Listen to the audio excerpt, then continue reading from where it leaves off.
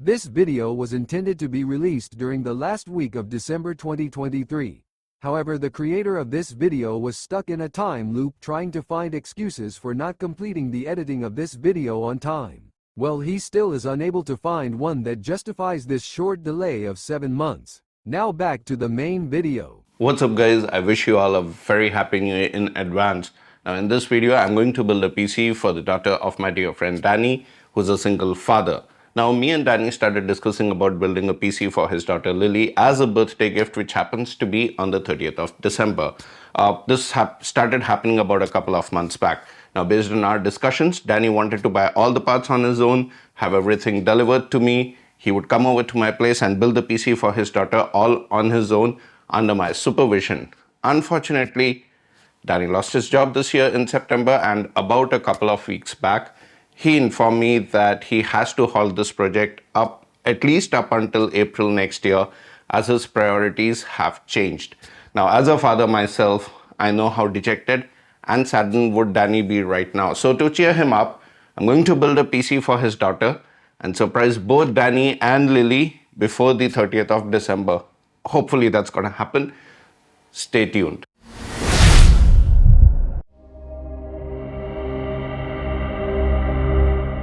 Alright, so prior to losing his job, the only two parts that Danny had managed to buy online and have it delivered to me were this Maxsun B550M MATX form factor motherboard and this 32 gig kit of the G-Skill Trident Z memory.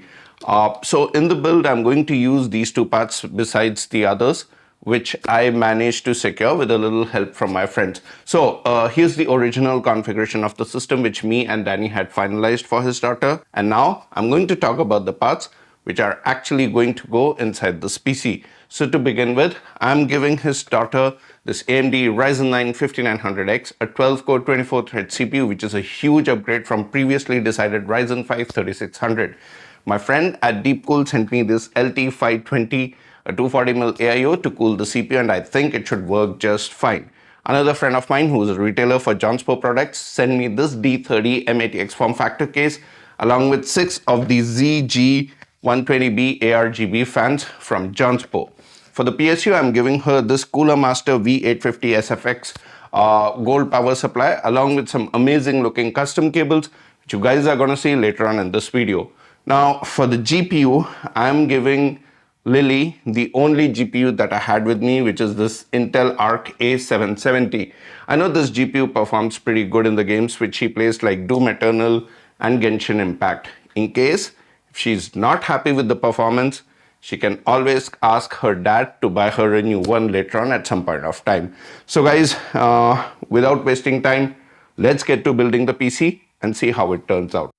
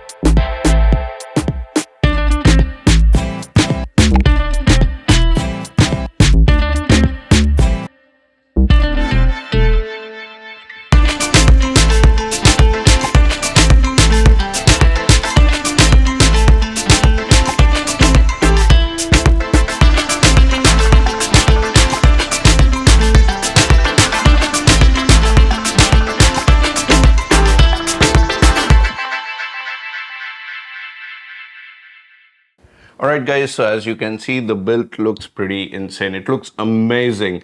Now, it's not huge and yet delivers a decent performance in my opinion. The add-on screen, which I have fitted here, that's a surprise for her, makes this system look even better. So about the performance, let's start with the CPU.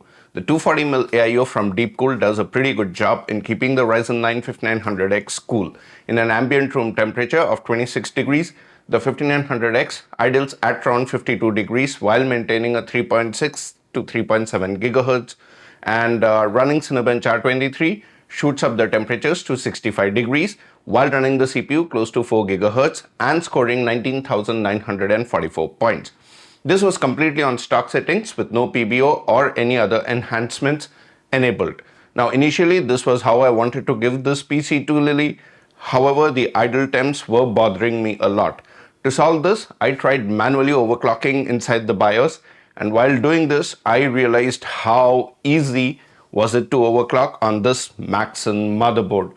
The only thing I did was to enter the BIOS, type in the frequency and input the core voltage and save it. That's it. Now for my inputs, for changing the voltage, we're not doing anything, which I later found out inside the Windows. So after restarting the system, while running the system this time on 4.5 GHz at 1.18 volts, the idle temps came down to 44 to 46 degrees, which was much more desirable and acceptable when compared to 52 or 53 degrees. Next, I ran the Cinebench R23 30-minute stability test and the system ran just fine. I also ran Cinebench single run to see the score improvement, and this time around I got a score of 22,546 points while maintaining the temps at around 70 degrees, which was great to see. Since the temperature, power draw and frequency were all fine and nothing to worry about, I've decided to keep these settings and give this PC as is to Lili.